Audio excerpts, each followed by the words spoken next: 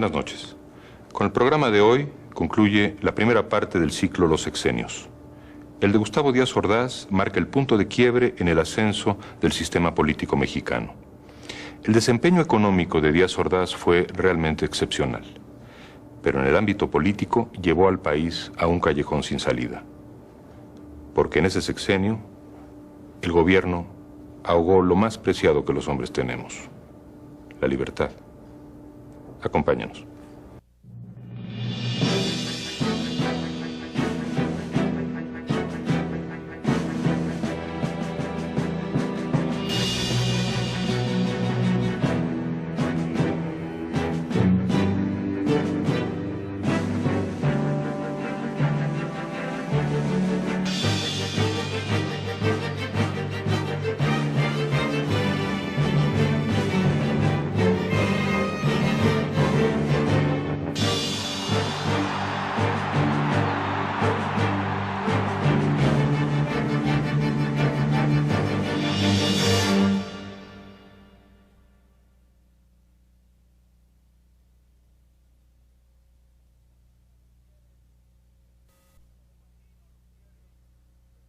Y si así no lo hiciere, que la nación me lo demande.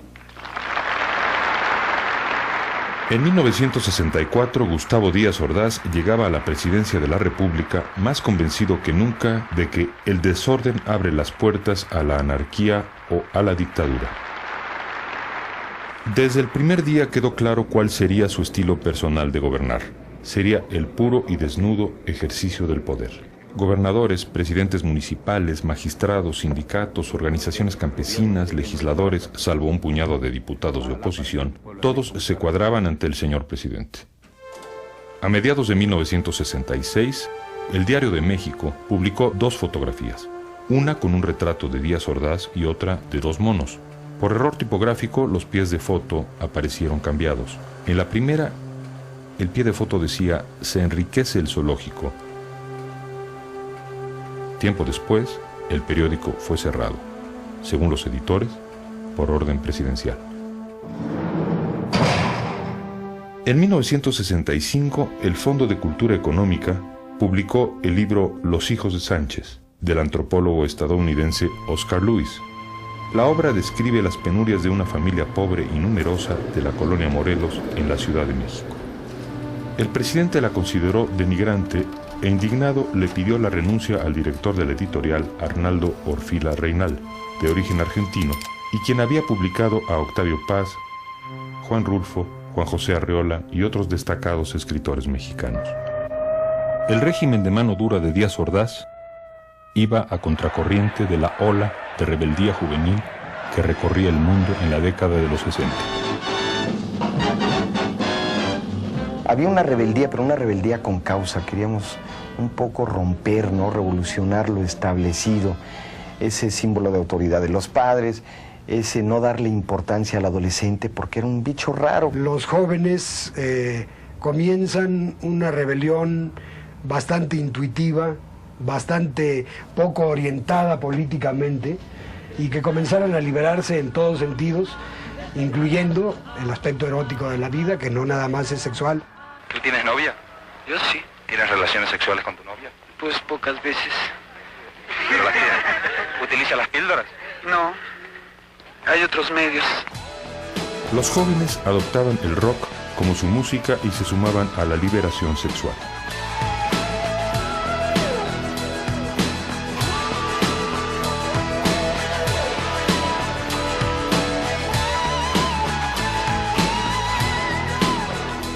Para la gente conservadora, los hippies, sus gustos y costumbres fueron una seria amenaza primero en Estados Unidos y luego en otras partes del mundo. Para muchos jóvenes, la Revolución Cubana llegaría a ser uno de sus principales símbolos. Que no se puede confiar en el imperialismo, pero ni tantito así, nada. En los años 60, también en México la rebeldía llegaría a ser la marca distintiva de la juventud. Los padres eran en la momisa, que no entendía nada y se escandalizaba con las melenas de los hombres, las minifaldas de las mujeres y el rock. Decían que Díaz Ordaz no quería que Caballero corrompiera a su hijito Alfredo y que no quería que tuviera contacto con el rock and roll. Resulta de que Alfredito fue un rock and rollero. Salimos a la calle dispuestos a pelear un nuevo mundo y vamos a fabricar días y noches. Amante e intérprete de la música tradicional mexicana, Díaz Ordaz ejerció el poder en la más rebelde y libertaria de las décadas.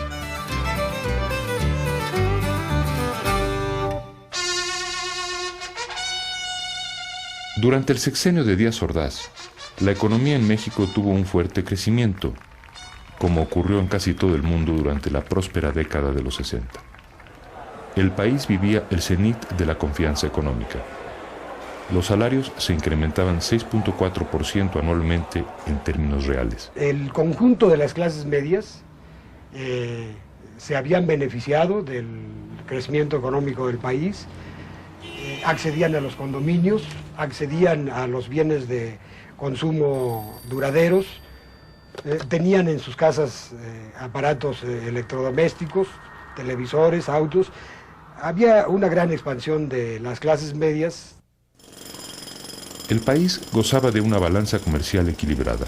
Buena parte del éxito económico radicaba en el respeto del presidente a la autonomía de su secretario de Hacienda, Antonio Ortiz Mena. Tuvimos mucho cuidado de que el dinero del exterior se usara exclusivamente para proyectos que generaran las divisas suficientes para cumplir con la obligación que estábamos contrayendo. La inversión extranjera llegaba con fluidez. La inflación promedio era del 2.6%, menor a la de Estados Unidos en el mismo periodo. El tipo de cambio era idéntico al de 1954, 12.50 pesos por dólar. A fin de acelerar el desarrollo, acudimos al financiamiento externo y en el respeto absoluto a una limitación que nos hemos fijado nosotros mismos, no rebasar jamás nuestra capacidad de pago. El conjunto de la deuda de la independencia para acá eran 3.800 millones de dólares al 31 de diciembre de 1970, una cantidad absolutamente manejable y toda etiquetada para qué se había pedido prestado y en qué lo habíamos invertido. Aunque no se desterró la corrupción, el control presupuestal fue más estricto. Las inversiones públicas que se hicieron, por ejemplo en proyectos turísticos, de vivienda, artesanías y comercio exterior, fueron productivas. Entonces era más amplia la puerta al éxito que ahora. En los años 60, quien terminaba la carrera de medicina sabía que tenía un panorama más o menos decente. Entonces era más fácil para un ingeniero, para un arquitecto, montar su despacho o su consultorio. Hombre de carácter meticuloso, restrictivo, austero, Díaz Ordaz demostró siempre gran responsabilidad y honestidad personal en la administración de los recursos públicos. Desde el sexenio anterior se había opuesto a que México celebrara los Juegos Olímpicos, pues los consideraba excesivamente onerosos. Los rasgos de la personalidad de Díaz Ordaz, tan positivos en el ámbito de la economía y las relaciones internacionales, mostraron su cara negativa en el ámbito de la política interior, en el trato del mandatario con sus gobernados. En 1964 ya no había sindicatos disidentes que calaran a Díaz Ordaz, como los ferrocarrileros y petroleros habían hecho con sus antecesores. Los dirigentes obreros seguían presos en el Palacio Negro de Lecumberri, acusados del delito de disolución social. De modo que el desafío vino por donde menos lo esperaba, de un sector de la clase media profesional, el de los médicos. En 1964, el personal médico de la Secretaría de Salubridad y el ISSSTE trabajaba en condiciones difíciles y con sueldos magros. Para colmo, en noviembre ocurrió el rumor de que no les pagarían el aguinaldo ese fin de año. 200 médicos internos y residentes del Hospital 20 de Noviembre de la Ciudad de México decidieron amagar con una huelga si sus condiciones económicas y de trabajo no variaban. La saliente administración de López Mateos los destituyó. Se integró la Asociación Mexicana de Médicos Residentes e Internos, AMRI, que decretó un paro parcial y redactó un pliego con 5 peticiones que incluía la conversión de la beca en contrato de trabajo. 1.500 miembros de la AMRI marcharon pacíficamente hasta el Zócalo, demandando solución a sus peticiones. Díaz Ordaz condescendió a recibir a 15 doctores. Díaz Ordaz dijo que él no era juez de barandilla, que él era la última instancia en el país y que por lo tanto lo que teníamos que hacer es acudir a las instancias correspondientes a negociar nuestras solicitudes. Bueno, efectivamente el tono fue de regaño. La AMRI mantiene la huelga. 46 hospitales del DF y los estados se suman al movimiento, en algunos casos por conciencia gremial. Después de muchas sesiones y discusión, decidimos entrar a la huelga por solidaridad. El 25 de diciembre, los médicos levantan el paro, pero ante el silencio del gobierno, la AMRI inicia un segundo paro, este ya total. Díaz Ordaz decreta el cese masivo de los médicos residentes en huelga. Los doctores de base se solidarizan con la AMRI y forman la Alianza de Médicos Mexicanos, que llegó a representar al 80% de los médicos del país. El primer acto de la alianza fue entrevistarse con Díaz Ordaz. Esta vez el presidente se mostró jovial y conciliador. No dio ninguna solución en ese momento, sino dijo que él estaba en el mejor ánimo de estudiar el problema y de darle una solución, dando a entender implícitamente que los ceses no iban a ser procedentes, siempre y cuando regresáramos. La alianza se inclina por levantar el paro, pero los residentes pugnan por mantenerlo. Finalmente, el movimiento médico acuerda terminar la huelga. El presidente otorga aumentos salariales para los residentes. Los médicos se dieron por bien servidos y parecía un final feliz. Sin embargo, la conversión de la beca en un contrato de trabajo no es concedida. Los médicos residentes deciden efectuar un nuevo paro. A cambio de contratarlos como trabajadores, el gobierno exigió que se afiliaran a los sindicatos del sector salud y lanzó a la prensa y al sindicalismo oficial contra el movimiento. Fue cuando él empezó por primera vez a hablar de influencias externas y que el movimiento obedecía a otros fines y ese tipo de cosas que después fueron tan comunes en el 68. Después de una última marcha al Zócalo, en la que fueron agredidos lanzándoles huevos y jitomates, el movimiento suspende la huelga el 28 de mayo. Días más tarde, el mandatario lanza un decreto en el que se otorga un aumento general y esta vez ignora las demandas que la alianza le había presentado un mes antes. Los doctores de base son ahora los que se declaran en paro. La AMRI y las enfermeras del Hospital 20 de Noviembre se les unieron. Y Díaz Ordaz todavía dijo que antes de ceder estaba dispuesto a rendir su informe aunque tuviera que pasar por una valla de batas blancas. Era evidente que no iba a ceder. La confrontación era total. Días antes del primer informe presidencial del sexenio, un contingente de granaderos entró al Hospital 20 de Noviembre y desalojó a todo el personal. La atención médica de urgencia quedó a cargo de doctores militares. Cientos de médicos fueron despedidos y muchos de ellos no volvieron a trabajar en ninguna institución. Los que pudieron regresaron a sus puestos el 6 de septiembre de 1965. En menos de 12 meses, los médicos recibieron un curso intensivo de política a la mexicana. El movimiento médico del 64-65 es precursor del 68.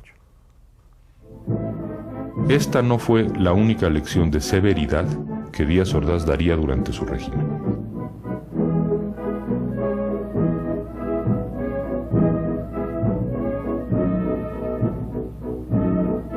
Los jóvenes reciben cada día oportunidades de mejor preparación. Son pues cada vez en mayor grado deudores de la nación, obligados a luchar por una causa grande, justa y pura, la causa de México.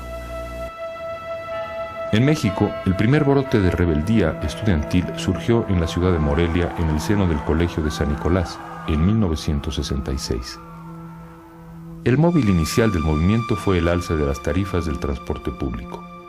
Policías vestidos de civiles asesinaron al alumno priista Everardo Rodríguez.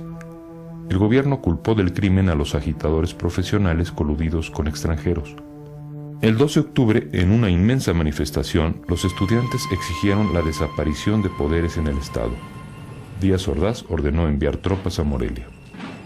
El ejército marchó de noche por las calles de la ciudad, bajo el sonido de los tambores de guerra, y se produjo la ocupación militar de la universidad.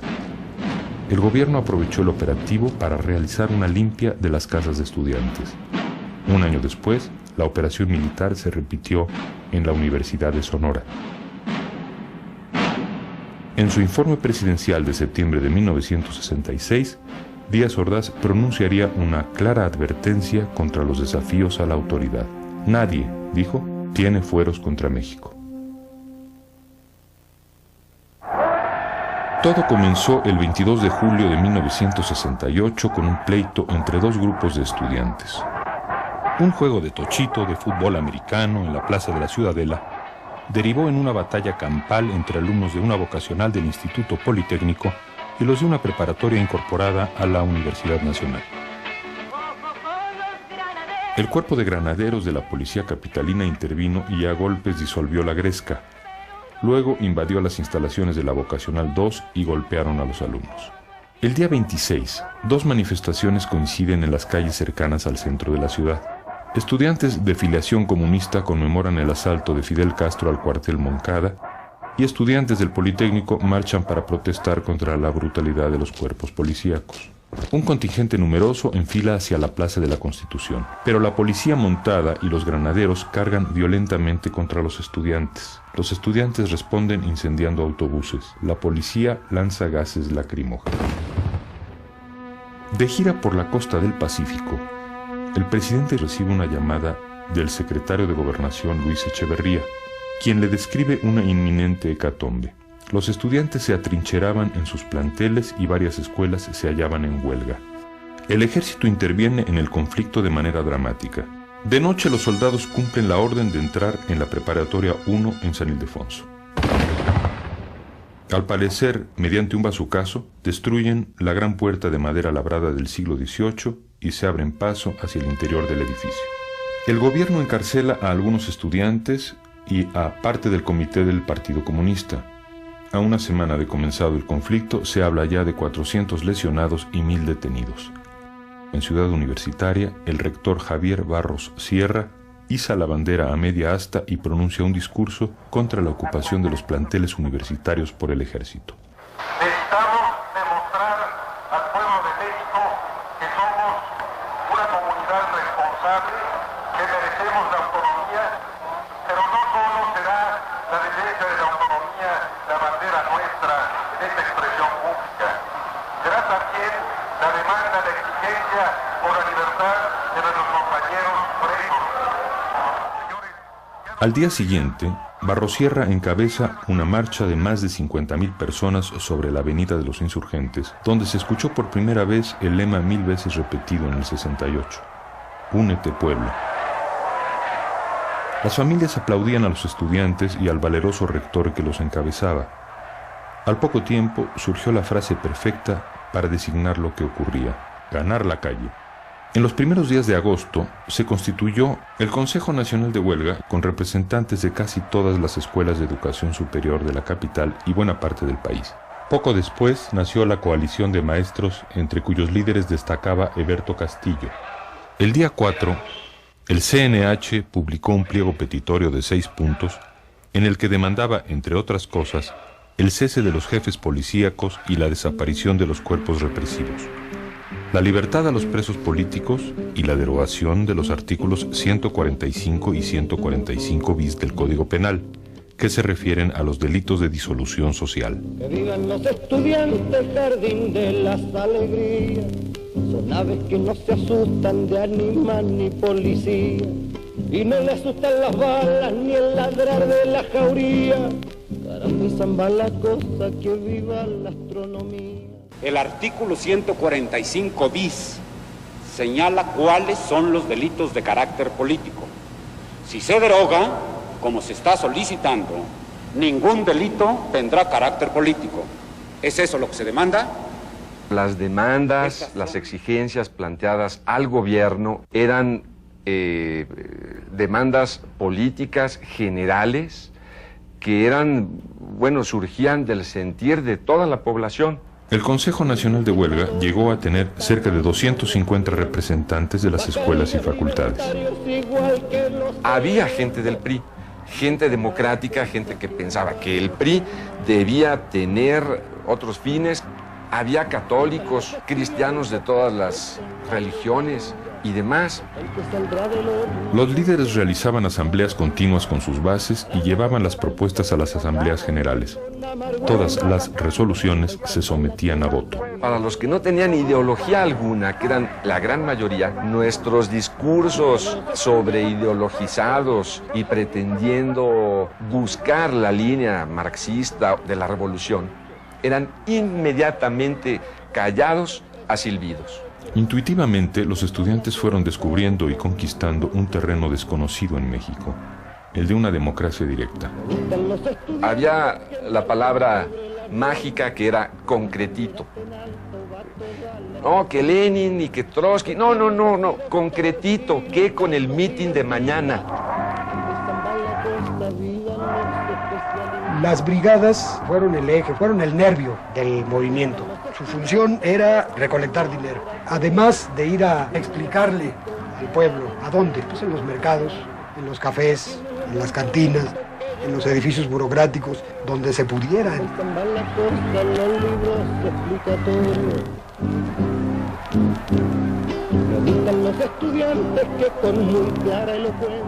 En aquella época de oro, predominaba el tono festivo y deliberante. Se encendían fogatas, se cantaban canciones de la Guerra Civil Española. La universidad se había convertido en una inmensa plaza pública.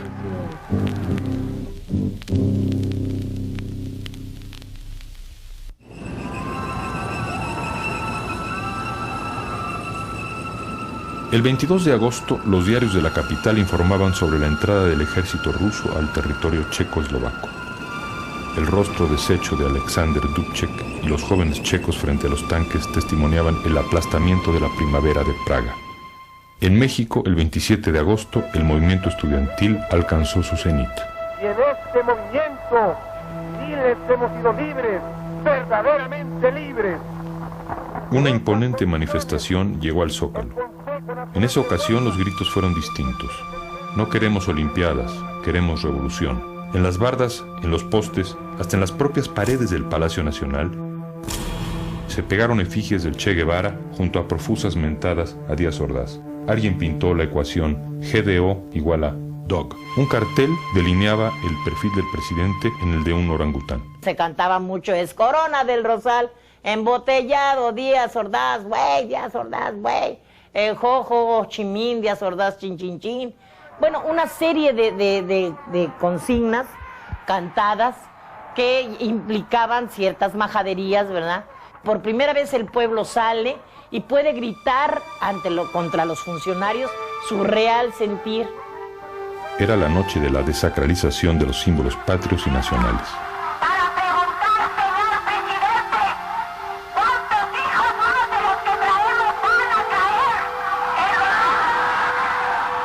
Agarra a Sócrates Armado Campos Lemos y toma el micrófono y les dice, ¿verdad, compañeros, que hemos triunfado? Sí. ¿Y verdad que nos vamos a quedar aquí para esperar la respuesta el 1 de septiembre? Pues la gente eufórica. Sí. Pero ¿cómo si nosotros no acordamos eso? Tú no puedes en un momento determinado, por más líder que seas, subirte, arrancarle el micrófono y decir, no es cierto, compañeros, no podemos quedarnos por esto y hacerles un análisis, no puedes. Entonces había que apechugar con esa propuesta estúpida, ¿verdad? Y provocadora. Miles de estudiantes iniciaron un plantón con el propósito de permanecer en el Zócalo hasta el día del informe presidencial.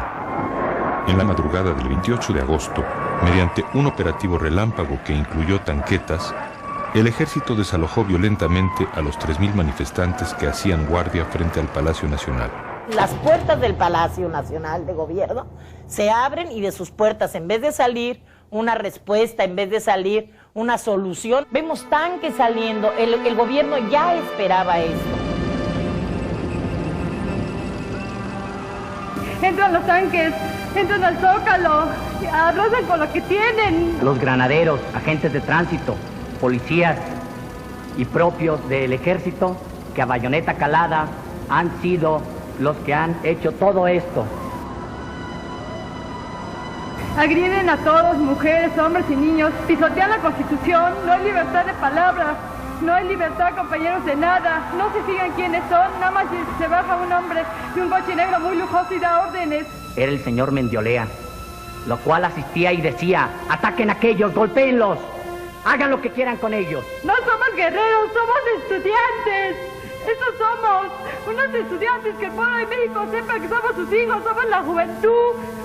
Tú te ibas a esperar la respuesta de tu presidente, que al ver que estabas ahí, que eras joven, que eras estudiante, que eras idealista, te iba a dar una respuesta, te iba a dar una respuesta adecuada, porque tú no estabas pidiendo nada fuera de la razón, porque tú estabas luchando por algo en lo que creías y que te habían enseñado desde chico que era valioso. Tu bandera, tu patria, tu himno, tu todo. El CNH comprendió los costos de los excesos verbales y simbólicos de la noche anterior. De inmediato reiteró su disposición al diálogo. Aún así, los signos de endurecimiento aumentaron. El ejército apostó tanques en las afueras de la universidad y del Politécnico días antes del informe presidencial. Hemos sido tolerantes hasta excesos criticados, pero todo tiene un límite y no podemos permitir ya que se siga quebrantando irremisiblemente el orden jurídico como a los ojos de todo mundo ha venido sucediendo. Aunque debilitado, el 13 de septiembre el movimiento daría una nueva batalla cívica que permanecería hondamente en el recuerdo de muchos, la llamada Manifestación del Silencio. Cerca de 200,000 jóvenes marcharon con pañuelos en la boca. Luis González de Alba la describiría así: de aquellas decenas y después de cientos de miles, solo se oían los pasos. El silencio era más impresionante que la multitud. Parecía que íbamos pisoteando toda la verborrea de los políticos, todos los discursos, toda la demagogia. El 18 de septiembre el ejército ocupa la ciudad universitaria y el 24 de septiembre el ejército toma el casco de Santo Tomás después de horas de batalla campal entre estudiantes y policías. Algunos líderes son detenidos y enviados a la cárcel de Lecumberri. La capital del país vive un estado de sitio apenas disfrazado. El día 30 el ejército sale de la ciudad universitaria. El 2 de octubre, 3 líderes estudiantiles iniciaban las pláticas oficiales con representantes del gobierno en la casa de Barrosierra. El movimiento estudiantil declinaba de manera evidente. Mermados y golpeados, los dirigentes que quedaban libres convocaron a un mitin en la Plaza de las Tres Culturas, en Tlatelolco.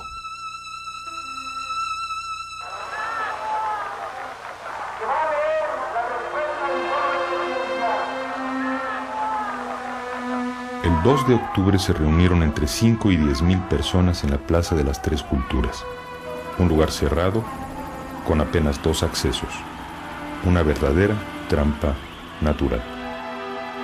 Queríamos que fuera un mitin muy rápido porque acabábamos de salir pues de la ocupación de las escuelas por el ejército. Entonces era llegar y salir rápido.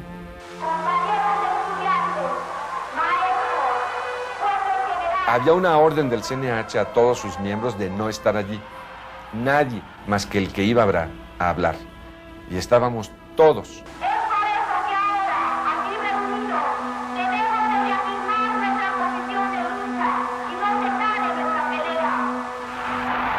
Desde la mañana los tanques se habían apostado en los alrededores de la plaza. Junto a ellos, los soldados limpiaban sus bayonetas. Me dijeron algunas personas que llegaban allí, oye Luis, hay gente muy rara, hay unos muy pelones y traen un guante o un pañuelo blanco en la mano izquierda. Pues, bueno, pues han de ser policías. Se sabría después que se trataba del Batallón Olimpia, entrenado para la seguridad durante los Juegos Olímpicos, que rondaba el edificio Chihuahua donde se hallaban los oradores. Otros llegaban y decían, el ejército está en tal calle. Pues sí, en todo mitin, en toda manifestación, el ejército había estado vigilando a la distancia. No era nada extraordinario, está el ejército, pues sí. El ejército era comandado por el general José Hernández Toledo, el mismo que había encabezado la toma de la Universidad de Morelia en 1966, la irrupción en la Preparatoria 1 y la ocupación de la ciudad universitaria. Lo que yo no sabía era que eso era un cerco. Atrás del Chihuahua también había ejército que iba a avanzar bajo el edificio. Cuando un helicóptero empezó a volar por encima de la plaza, un helicóptero verde del ejército, volaba en círculos concéntricos. De pronto, los hombres del guante blanco subieron al tercer piso del edificio Chihuahua. Entonces me preocupé y le dije a los chicos, miren, están tirando bengalas, y si tiran bengalas significa que tienen la intención de disparar. Y como sabían que había estado en Vietnam, me dijeron, hey, tú ves las cosas como en Vietnam. Apenas me decían esto, empezaron los disparos. Aparecen un montón de manos haciendo esto. Manos con guante blanco, con trapo blanco. Aparecen haciendo así, paz. Y se empiezan a oír paz, paz, y la gente corre. Los hombres del guante blanco obligaron a los líderes a tirarse al suelo. Y desde el barandal del tercer piso empezaron a disparar hacia abajo al azar.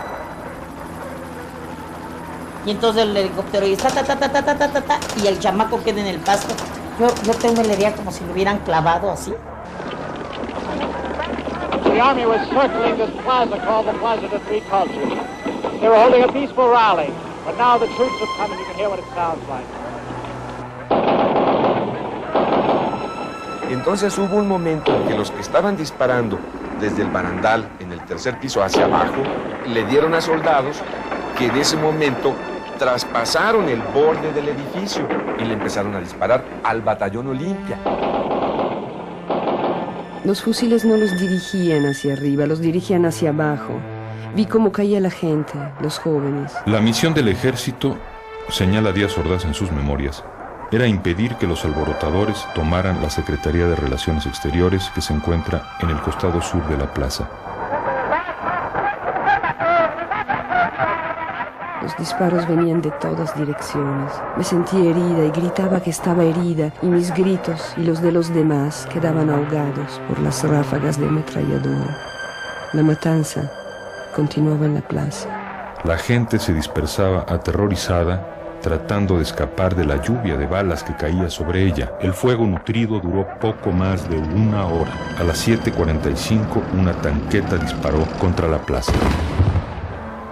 Que el grueso del fuego que se oyó durante tanto rato fue el ejército en ese cerco, con la gente en medio. Y allí vino la gran matanza. En su descripción de los momentos cruciales, el presidente señala: están disparando desde los altos de uno de los edificios cercanos.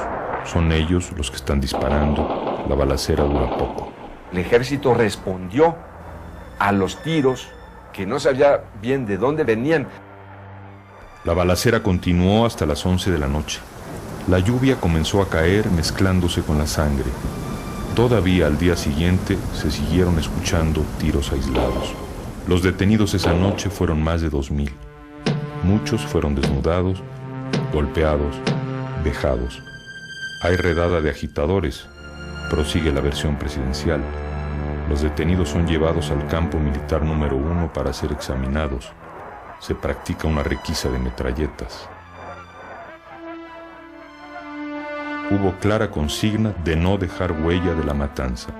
Se apagaron las luces de la plaza y sus alrededores y se cortaron las líneas telefónicas. El ejército amenazó a los fotógrafos y a un periodista extranjero, lo hirieron con bayonetas para obligarlo a soltar el rollo de su cámara. Se impidió la entrada de las ambulancias a la plaza. La censura informativa se extendió a los hospitales, donde la policía impedía el paso de quienes llegaban a preguntar por algún familiar. Se contaba con que iba a haber represión, con que podía haber represión, pero no de la magnitud con la que se dio el 2 de octubre. Fue una represión feroz, inusitada, cobarde, que cortó de tajo con el movimiento y con la vida de más de 300 mexicanos. Por fin habían ganado sus muertitos, escribió Díaz Ordaz. En su opinión, lo habían logrado asesinando a sus propios compañeros.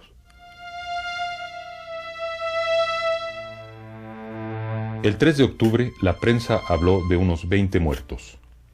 En un libro publicado 3 años después, Elena Poniatowska citó el testimonio de una madre que desde una ventana buscaba a su hijo y que contó 65 cadáveres en un solo lugar. Díaz Ordaz, 9 años después de la matanza, concedió que murieron 40 personas entre estudiantes y militares. La cifra real se desconoce porque los cuerpos desaparecieron.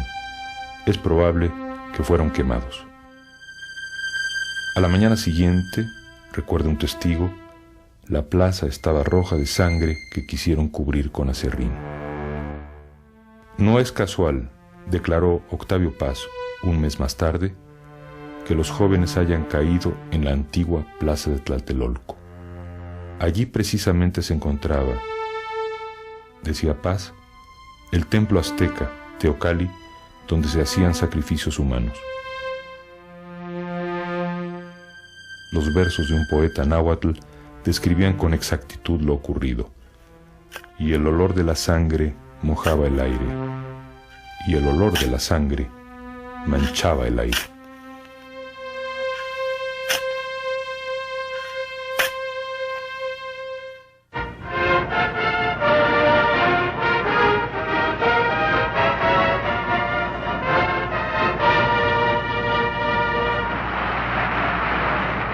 El 12 de octubre, 10 días después de la matanza, daban comienzo los Juegos Olímpicos bajo el emblema de la Paloma Blanca de la Paz. Minutos antes de que Díaz Ordaz los inaugurara, un grupo de asistentes al estadio de la ciudad universitaria hizo volar sobre el palco presidencial un gran papalote que representaba una paloma negra. Cuando Octavio Paz recibió la noticia de la matanza de Tlatelolco, renunció como embajador de México en la India. Lázaro Cárdenas no podía creer que los soldados de la revolución hubiesen usado sus armas contra los estudiantes. Un año después, al rendir su quinto informe de gobierno, Díaz Ordaz se refirió con detenimiento a los sucesos del 2 de octubre. Asumo íntegramente la responsabilidad personal, ética, social, jurídica, política e histórica por las decisiones del gobierno en relación con los sucesos del año pasado.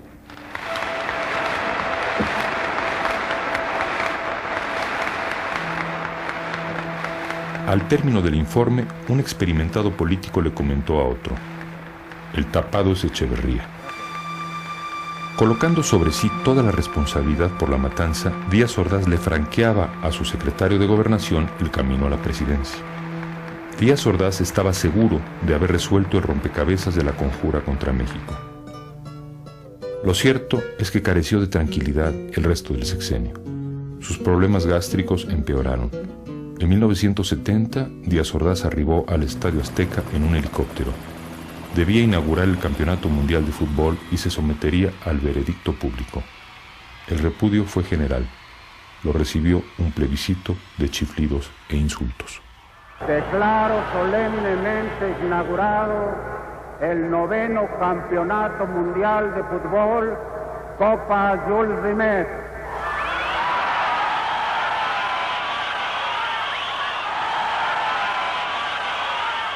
En 1977, Gustavo Díaz Ordaz fue nombrado embajador de México en España y se vio obligado a salir del aislamiento en que vivía. Cuando los periodistas le hicieron las preguntas obligadas sobre el 68, contestó acompañando las palabras con golpes en la mesa. Que va a España un mexicano limpio que no tiene las manos manchadas de sangre. Pero de lo que estoy más orgulloso de esos 6 años es del año de 1968, porque me permitió servir y salvar al país. Les guste o no les guste, con algo más que horas de trabajo burocrático, poniéndolo todo: vida, integridad física, horas, peligros, la vida de mi familia, mi honor, el paso de mi nombre a la historia. Todo se puso en la balanza. Afortunadamente salimos adelante. Y si no ha sido por eso, usted no tendría la oportunidad, muchachito, de estar aquí preguntando. No estoy de acuerdo con usted en que hay un país antes de Tlatelolco y otro país después de Tlatelolco. Para mí México es México antes y después de Tlatelolco. Ese es un incidente penoso en la vida de un pueblo.